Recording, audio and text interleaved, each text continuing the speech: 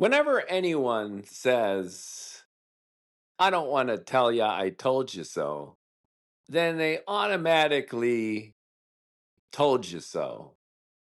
And with that smug spirit in mind, I want to tell you about not telling Andrew Yang that I told him so with this I Told Him So podcast.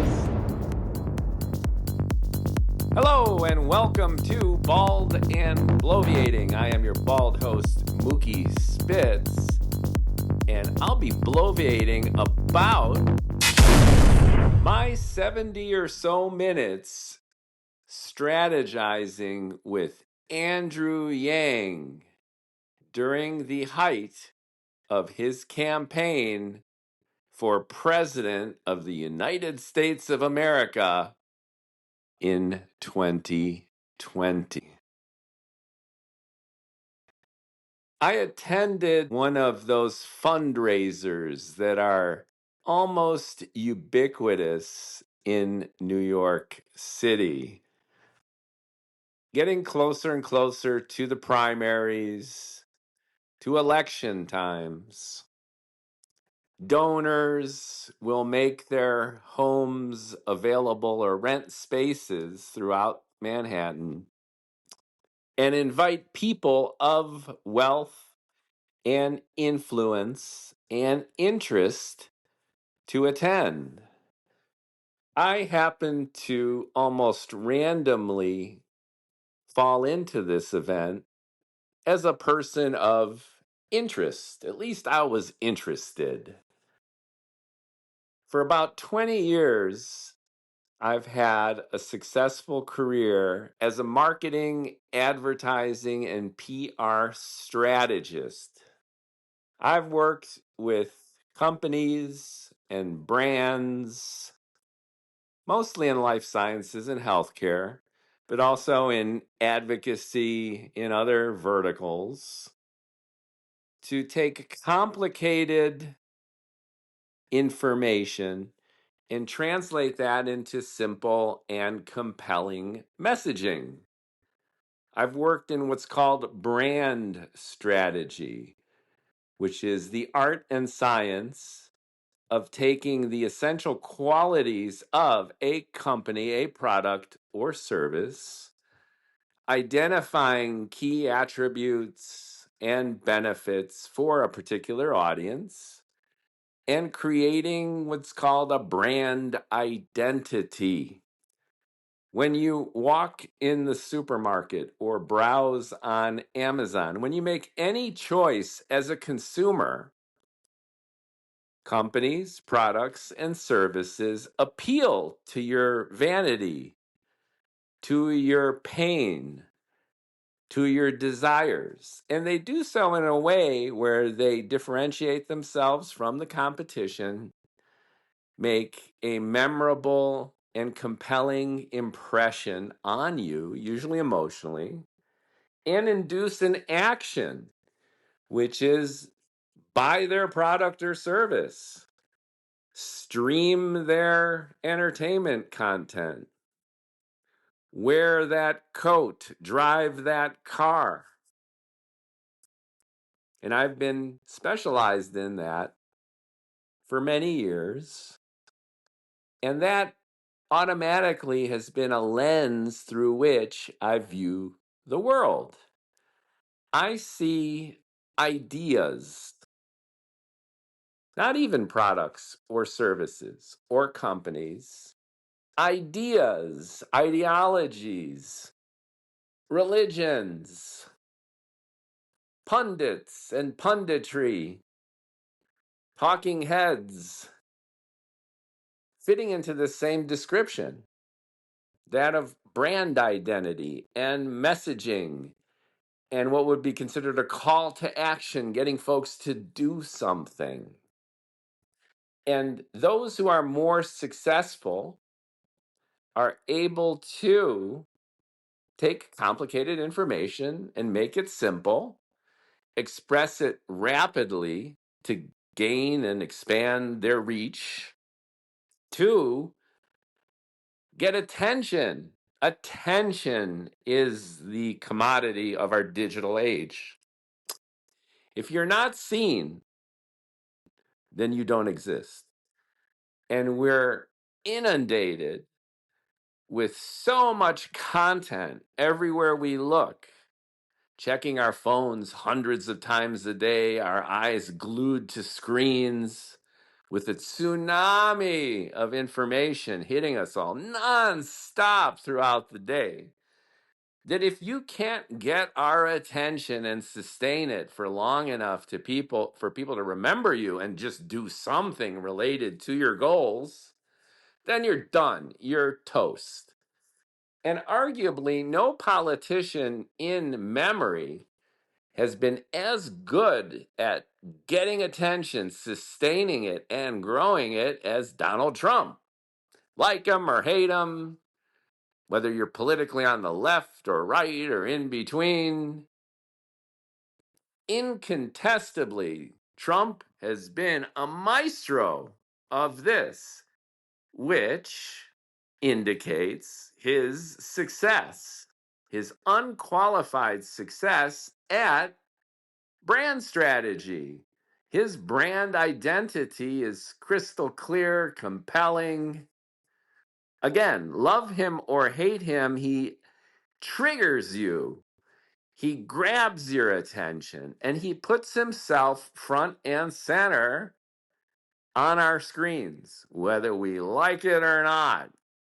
And this has propelled him to the White House twice, regardless of, and maybe because of, all the controversy that surrounds him.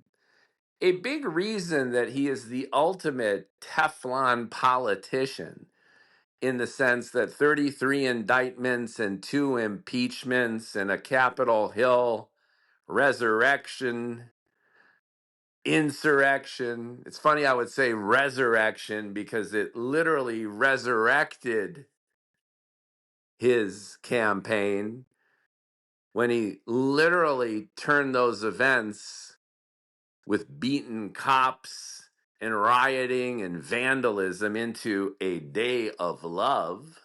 An insurrection turned into a resurrection, thanks to his uncanny intuition and ability to brand himself, for his brand identity to be one of the political and cultural anarchists. If you love Donald Trump, then you hate the people he hates, and you love the fact that he's such a disruptor. So indict him, impeach him, accuse him of revolution, and you give his supporters and even those on the fence even more motivation and inclination to propel him back to the White House. Now, this is all self-evident in retrospect, but if we can flash back to the days prior to the Democrat primaries leading into the election of 2020, you had ultimately Trump facing Joe Biden. Trump as the incumbent, Joe Biden as the Democrat candidate. But for many, many months leading into that situation, which we now see as inevitable, Biden was very much an outsider, and it was a wide open playing field with as many as a dozen viable Democrat contenders, of which Mr. Andrew Yang was one of them.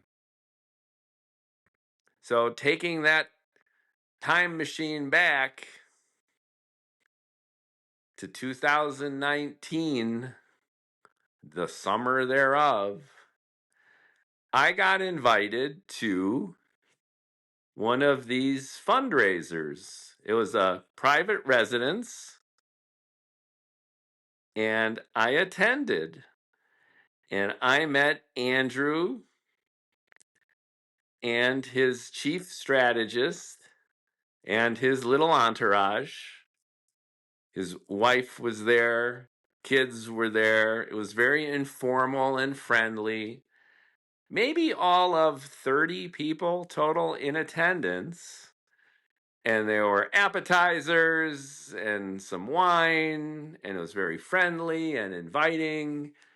And finally, after rubbing elbows and bullshitting, we all gathered in the living room, and Andrew stood in front of the faux fireplace and delivered his pitch, his value proposition as candidate for President of the United States of America.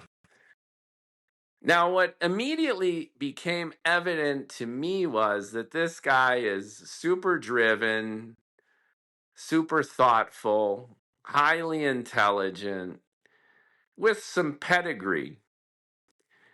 He has started organization to educate and employ Americans. You can chat GPT him in an instant. I won't go into his illustrious background, but he had the creds, at least on the surface, as reasons to believe he was a contender, a viable contender. He's, of course, an Asian American. That set him apart. And he had a manner to him which was friendly and accessible. And he seemed to have the goods, at least on the surface, for this why not conclusion. Just as we knew about Barack Hussein Obama, a political generation prior, why not Barack? And as you watch Andrew set it up and start to deliver, the first thing you think about is, why not? But for me, watching him unload his message, his ideas, his strategies, that why not quickly turned into a hell no.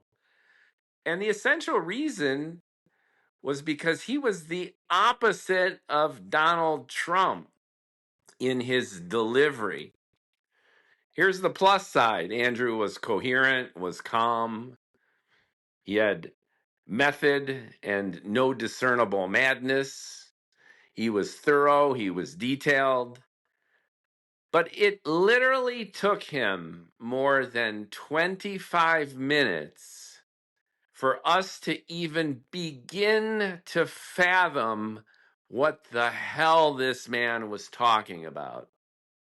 He talked about the dangers of automation and the onslaught of robotics, further decimating the manufacturing sector of the United States of America.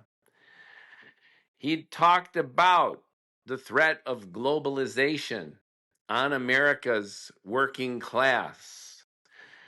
He talked about the potential benefit of universal basic income, where the government actually pumps some of its revenue back into its population to stimulate the economy, to give people opportunities they otherwise wouldn't have. He talked about the benefits of technology, turning the tide from robotics into education and empowerment. And he went on and on and on and on.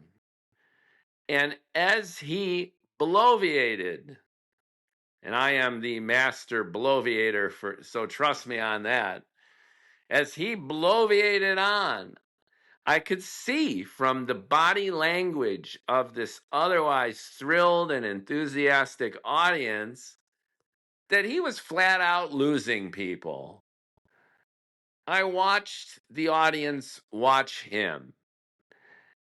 And although on the surface was this Pollyanna hope and belief that this guy would be that why not, people were checking their phones. They were listless. They were trying hard to like it. It reminded me of a lot of Broadway shows living in New York that I had seen that had stellar reviews. And then you go to the show and you pay the equivalent of your monthly rent or mortgage for a good seat. And the show is bloated and boring, but you feel you gotta like it because the New York Times review was glowing, and because you paid a lot of money, and because, well, aren't we just supposed to like this shit? But I'm not known for being convinced either by a Broadway show that sucks, that it doesn't, or this guy, Andrew Yang, that he was making any sense or cutting through. So I asked him a couple questions because people were fairly taciturn at the end. I think largely because they literally didn't know what the fuck he was talking about. And I raised my hand and I asked him about robotics to start. I mentioned that he was making this threat front and central to his campaign, and yet the seismic changes we knew were in the works weren't set to really qualitatively disrupt American society for another 5, maybe 10 years. And his response to that was another 5 minutes where he cited a few statistics and said that we need to effect change now in order to prevent exactly what you're saying. And then I followed up quickly by saying that it's not about what's 5 years from now, but it's about winning the campaign now. And I got a look from his campaign manager, which was a mixture of, oh my God, can you shut the fuck up and not put my guy on the spot? And oh, thank God, because I've been trying to tell this guy the same thing for months. And it was a similar type of vibe that I got from his campaign manager that I got from a few discerning people, which is we want this guy to succeed. And we think that his ideas, when we know what the hell they are probably good ones. But this guy needs a little bit of massaging before he jumps into the ring. Specifically, we're in the digital age of instantaneous global communication. People are tapping and swiping, and they just don't have time for this bullshit. So after the little powwow, after a few people ask more compliments than questions. You know those questions that are friendly questions that just stroke off the presenter? Like, oh, when you mentioned this about that, that really resonated for me. Thank you so much. Can you tell me more? Kind of questions. The crowd started to disperse a little bit, and there was a little bit more noshing. And Andrew's campaign manager came up to me separately and said, oh, you have some interesting ideas. And I told him a little bit about myself in terms of my career in brand identity and strategy and messaging and PR. And he said, well, you know, we can maybe continue the conversation. They were kind of insightful. And I said, well, I'll be happy to help. I would love to give you guys a ton of money, but what I would really be able to do and would love to do would be to give you guys a pro bono session in messaging. And he said, all right, I'll see what I can do. And we exchanged contact information. So fast forward, much to my amazement, after I followed up with a thank you email, he wrote me almost immediately right back. Let me talk to Andrew and see if I can get a meeting. We went back and forth, as is usually the case with this kind of planning, and I actually secured a 2-hour or so session with Andrew and his campaign manager at their campaign headquarters in Manhattan for a date about 2 weeks after this email exchange. So I was like, booyah, this is fun. So I put together a PowerPoint presentation. And it was one of those PowerPoint presentations that are TED Talky. They're not technical. Big, uninflected images, only a few words on each slide, acting more like highway billboards that you drive by quickly than any kind of leave behind educational document. And it was meant to get Andrew and his campaign manager excited about translating what I felt was a bunch of techno-political gobbledygook into exciting, compelling campaign messaging. And I put together that deck over the couple weeks, and then I put on a suit or put on a new suit and took the train to go present to Andrew and his campaign manager. Now, here's another funny part of the story.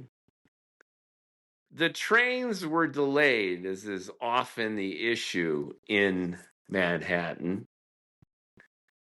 And this was, of course, pre-pandemic. So New York was geared up to its red hot, feverish intensity. And one thing led to another, and I was about 17 minutes late to the 10 o'clock a.m. meeting. So I get there in a rush. I apologize. Andrew's there and the campaign manager's there. The campaign manager greets me, sits me down at a table. Andrew had his staff. It was a crowded, one-room kind of office. The staff is all laid out on the perimeter at their own little desks.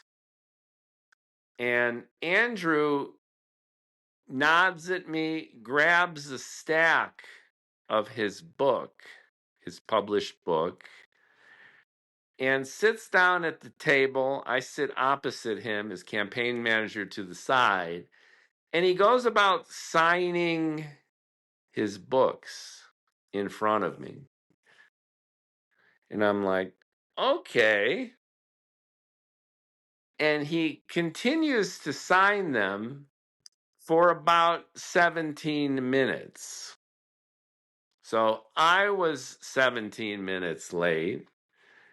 And Andrew signed books and chit-chatted and got another cup of coffee and made himself comfortable for what seemed like exactly the 17 minutes that I was late.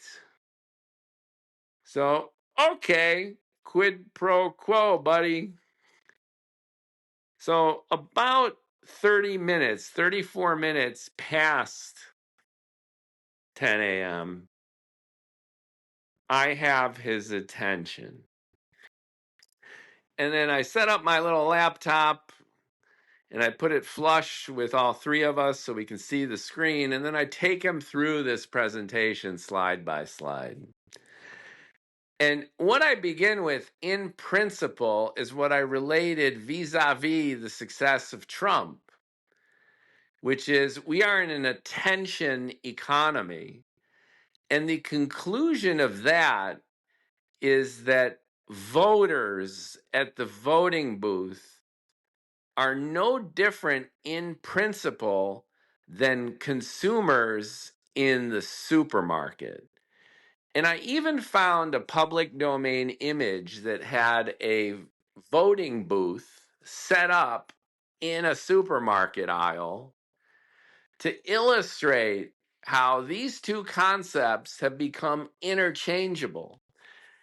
And the reason for that is when a consumer makes an executive decision walking through the aisle, whether they want to buy this cereal brand or another, when their hand reaches for that product, they are looking at the brand identity, the branding, and the messaging on that box. And they are associating it with advertising and whatever else they've seen or heard or read about that product and related products. And the part of their brain that decides between one brand and another is the exact same part of their brain that decides between one candidate and another.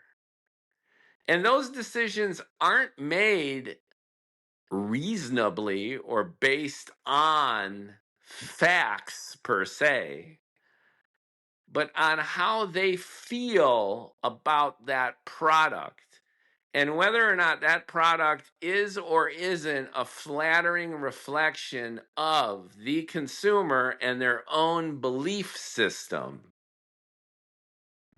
And then I go into more detail with concrete examples. In the presentation, I showed the key characteristics of a successful brand, that it's creative, it's compelling, it's memorable, it resonates emotionally, and it satisfies the consumer's needs in these ways through messaging and a campaign, which is simple, with a catchy byline or name. And then I go on to show how Donald Trump and Bernie Sanders have excellent brand identity and messaging. And I draw comparisons between the two. So, for example, Donald Trump's 2016 campaign against Hillary was classic, where Hillary had "I'm with her," which no one knew what that meant. And Trump had the iconic "Make America Great Again." And Trump told a story. It was a hero story that our borders are being overrun by rapists and drug dealers. Problem. And the solution was Donald Trump is going to build the wall. He described Muslim terrorists infiltrating the country and attacking American interests abroad. That was a problem that would be solved by Donald Trump instituting the Muslim ban until we could figure out what was going on. And then you had China and other countries eating our lunch, which would be solved by Donald Trump pulling the plug on trade agreements and issuing tariffs. And you had the border, which was a mess and wide open, and immigrants stealing our jobs. And of course, you would have deportations and the wall. And the list went on with Donald Trump expressing systemic, exaggerated problems, some problems real and neglected, other problems completely fictional. But within the eye of the consumer, the voter, Donald Trump created an arc of dire problem and heroic solution, and he was the hero. Crystal clear, actionable, with Donald Trump as the only one who could make America great again. And when I compared that to Hillary's chaos, And Bernie Sanders doing pretty much the same thing as Trump, which is the problem is the working class people of the country have been neglected. We have been trampled by special interests and corporate America and the wealthy. And the working class people need to rise up, and we need greater income equality and healthcare benefits for all. Problem, solution, problem, solution. The solution is Bernie Sanders. Fascinating stuff. And then Andrew and his campaign manager looked at me, well, okay, so what? And then I get to 3 recommendations based on this, so what, that Andrew could start with immediately. And the 3 were very specific, very easy to do, especially the first one. And the result of these actions would, I alleged, get Andrew the attention that he needed, because he was still largely unknown, connect him with an identifiable politician that people already believed in to dovetail off of that belief instead of having to re-educate folks from scratch, and ultimately create his own brand identity based on someone everyone was familiar with, from which he could dovetail personally into the collective consciousness of the left, of the Democrats, to seal the deal on at least the nomination for president. And that's what I did. Number 1, I told Andrew Yang that the greatest thing that could ever happen to him at this point would be if Donald Trump tweeted, "Who is this yin yang guy? And why does he want to give me $1,000 a month? I'll take it anyway." And at this point, Andrew looked at his campaign manager like, this Spitz guy is a fucking idiot. Why did you bring him to me? And I continued relentlessly because I thought this was a great idea. And I elaborated. I said, look, Andrew, you need to get attention now more than anything else. The person who is best at this and who gets the most attention out of anyone on the planet is Trump. If you can get him to tweet about you, including and especially if it's something derogatory, then all eyes will suddenly be on you. And you could come to your own defense and you could further poke the Trump bear for even more attention.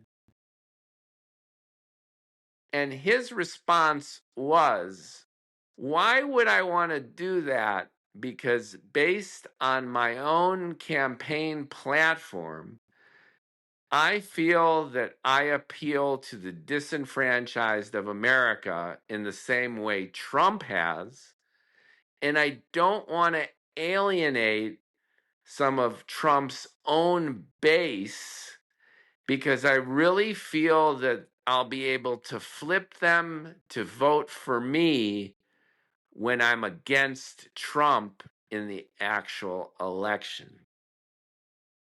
To which I said, you're not running against Trump. It's the primaries.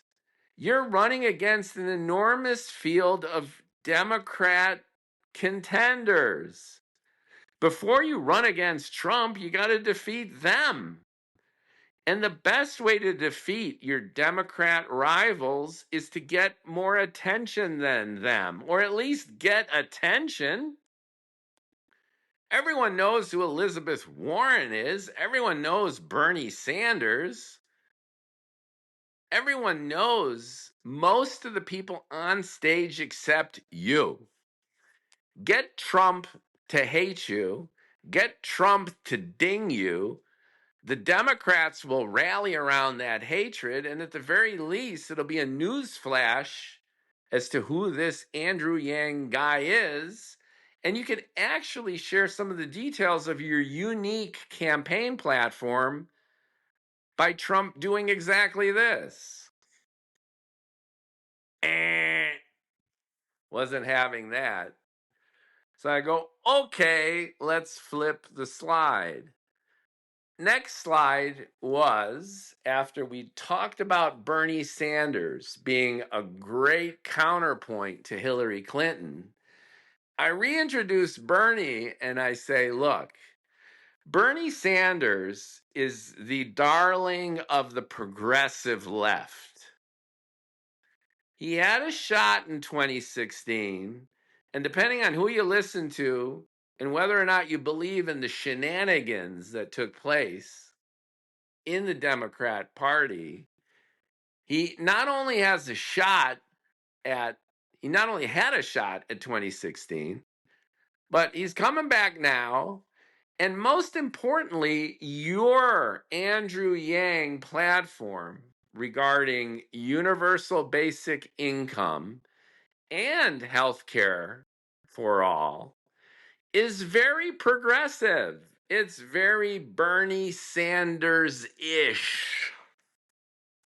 So one of the tried and true techniques, again, in branding and marketing, is that you associate your product with another product that's similar enough so people know exactly where you're coming from and exactly the value proposition and benefit that you offer.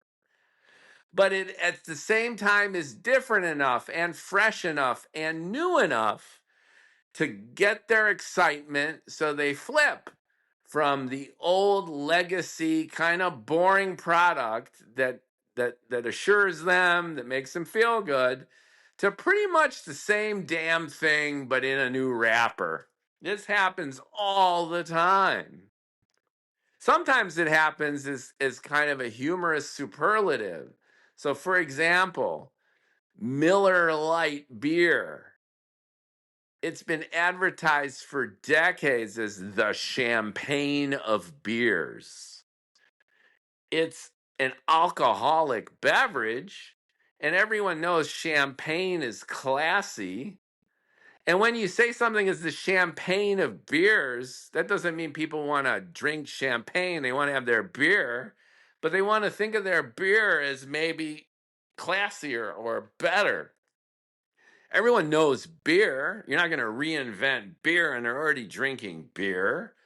So you present the champagne of beers, and everyone gets it instantly. You don't need to describe your beer as being better by sharing this unique process of preparing the hops and brewing in stainless steel drums and using super cooled liquid nitrogen. No one gives a shit about that.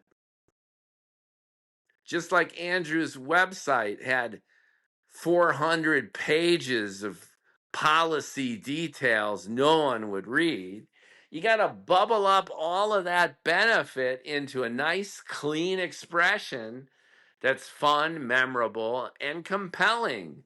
The champagne of beers. And for Andrew, he was the super cool, super tech Bernie Sanders. You get Bernie, you get all the progressive, social justice, economic equality, fighting for the middle class, fighting for the working class ethos. But instead of it being packaged in this old Jewish guy from Vermont, you got this young, super techie, entrepreneurial Asian guy. And you communicate that in 1 second.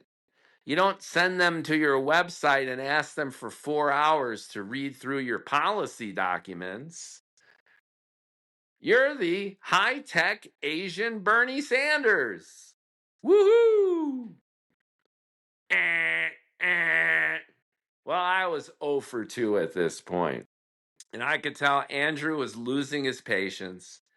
He was, I think, fundamentally most insulted with my overall point of view, how I started this whole exercise, which is equating the highbrow, high impact, noble quest that Andrew was on to transform society through his policies, his politicking, and buying Wheaties in the supermarket aisle. I had already struck out by blaspheming his noble quest and equating it with the most mundane and bullshit of human experiences, which is shopping for cereal at the supermarket. I had already struck out. When my intent, of course, was to show their equivalence and to strategize and especially apply tactics which were analogous. So I was progressively falling down the steps without the chance of landing on my feet. So strike one, get Trump to tweet shit about him, poke the bear. Couldn't do that because he didn't want to upset Trump voters, even though Trump voters had nothing to do with him winning the primary. And then the second one was hitching his wagon to the Bernie Sanders gravy train. Again, classic proven marketing technique that you don't want to try to sell orange juice to the beer drinker, and you don't want to put anyone out of their comfort zone, and you don't have time to educate them. So you start with what they already know and love and just offer yourself as a more exciting, viable, and better and fresher new thing. So I had one more shot. And here I try to appeal to Andrew's vanity, which is, look, who are you? And by your own admission, you're an Asian guy who loves math. All right. And that sounds like a stereotype, but hanging in his little swag closet were hundreds of math hats. Make America think. Is that right? Make America think. I don't even remember the fucking acronym because it was stupid. You had MAGA and he was math. What the fuck? So instead of fighting it, do a better job of it, which is, all right, you're Asian, you love math, you're an analytical kind of fellow, you're soft spoken, you're fairly taciturn, you're genteel. But it's this techno bro stuff. You're the entrepreneur. You're the job creator. You're the math and science and tech guy, which is in such stark contrast not only to Donald Trump in an obvious way, but to all of your Democrat contenders on stage at the primaries looming ahead. So just like I suggested, you hitch your policy wagon to Bernie Sanders, you pitch your identity wagon to Tony Stark. And then on the slide, I had images from Iron Man, the movie, with Tony Stark's swank mansion on the cliffs by the ocean. Tony Stark in his lab, Tony Stark in his super suit, his Iron Man suit, and Tony Stark rescuing the refugees in his Iron Man suit. So Andrew Yang is the guy who makes Trump tweet fart. Andrew Yang is the one with progressive humanist policies that one up even Bernie Sanders. And Andrew Yang is the super techno bro entrepreneur who knows how to create businesses and electrify Americans by being the Tony Stark of American politics.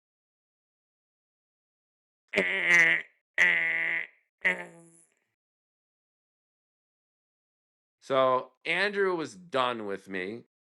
He couldn't wait to get me the fuck out of his office by this point. His campaign manager is kind of looking at me like, I don't know, dude. I liked it. You sold me, but the big guy here is not having it. I could sense throughout my pitch, which went on for a little over an hour, I think. It was supposed to be an hour and a half, but like I'm saying, Andrew couldn't wait for me to get the fuck out of his office.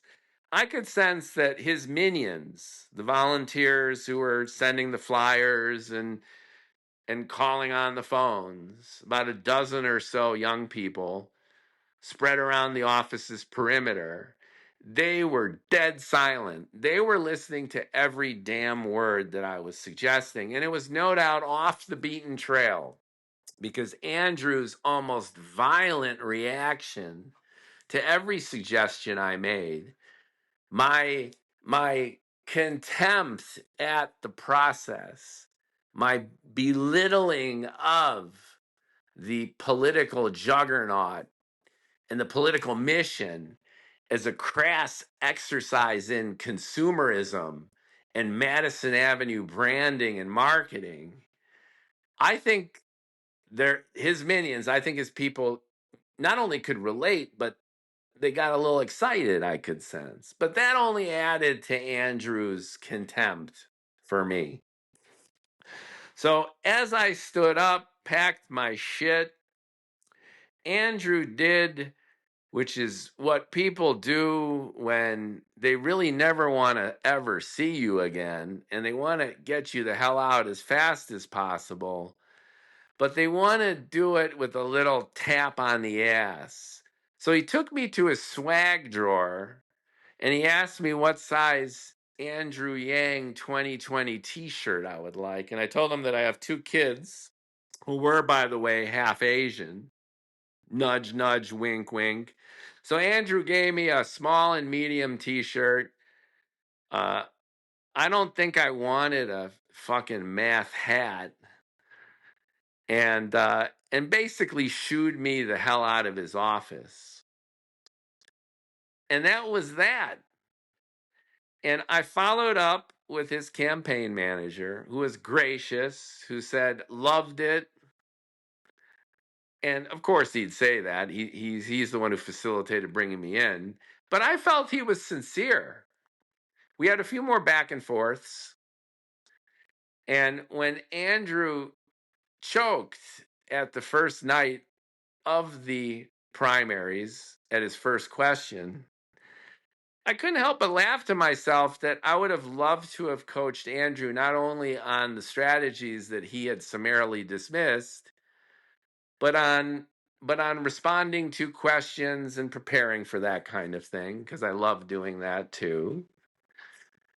And then when Andrew bowed out by New Hampshire, when it became self-evident that despite being able to raise $40 million grassroots from his peoples, from his minions, from his math mob, because of lack of interest, I sense that maybe, just maybe, that tweet from Donald Trump could have helped. I sense maybe, just maybe, that translating his super complicated gobbledygook of a message into something as simple as he's the new and young and frankly Asian Bernie Sanders, and characterizing himself like Tony Stark as that entrepreneur, as the next generation of American politician,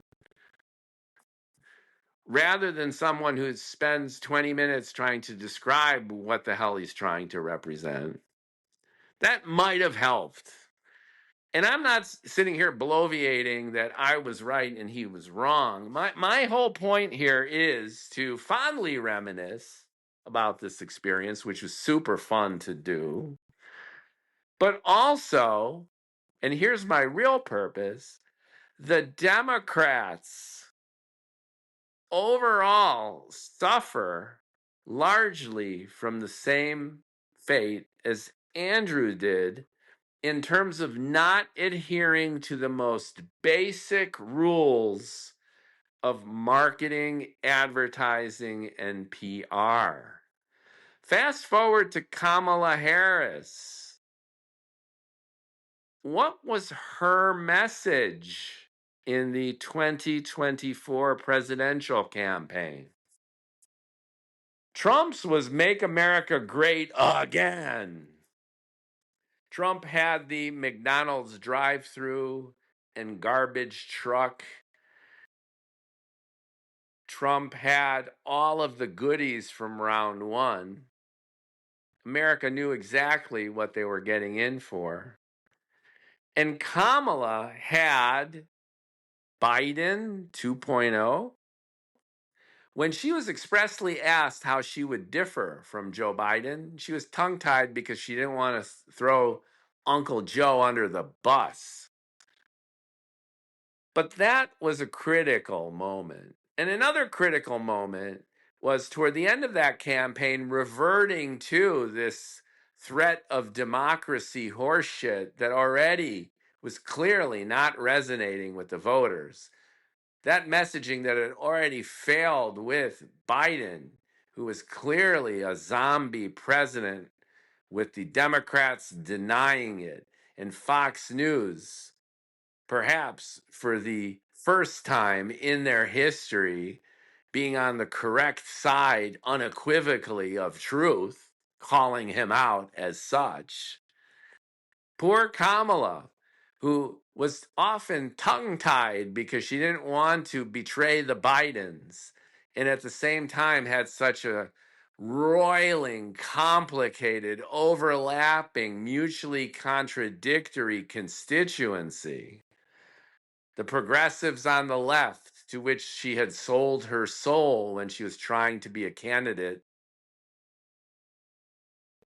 to the moderate side of the Democrats, to the Obama minions that had transformed the entire Democrat convention into an Obama 2.0 festival.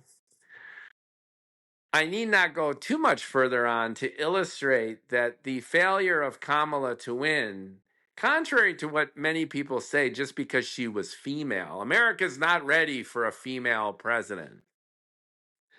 I'm not so sure. I just think America was lackluster about electing a president with a shitty campaign.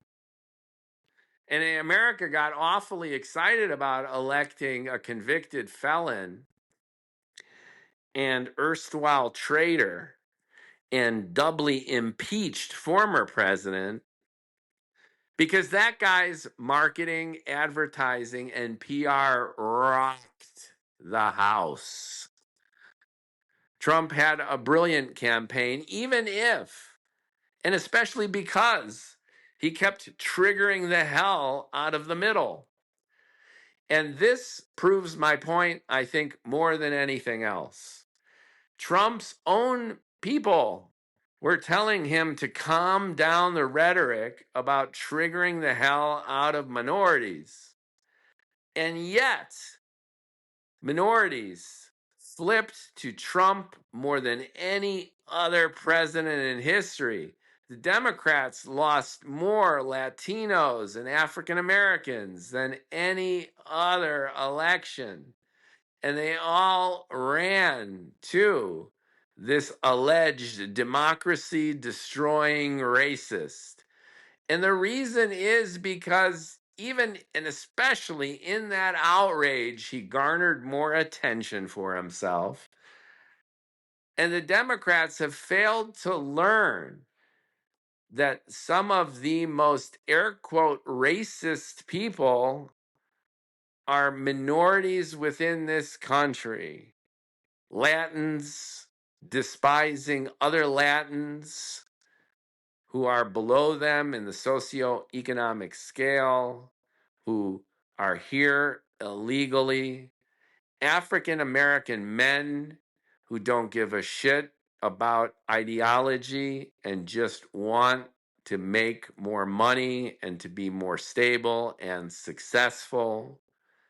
And the list goes on and on for Trump's intuition, natural intuition, to outshine the $1 billion of spend on the part of the Harris campaign, and their insistence that democracy and truth, justice, and the American way will win over the tried and true rules of marketing, which have been self-evident for years. And it's the same few little tidbits that I tried to toss Andrew, which is keep your messaging simple and emotional, hit them in the heart, not in the head.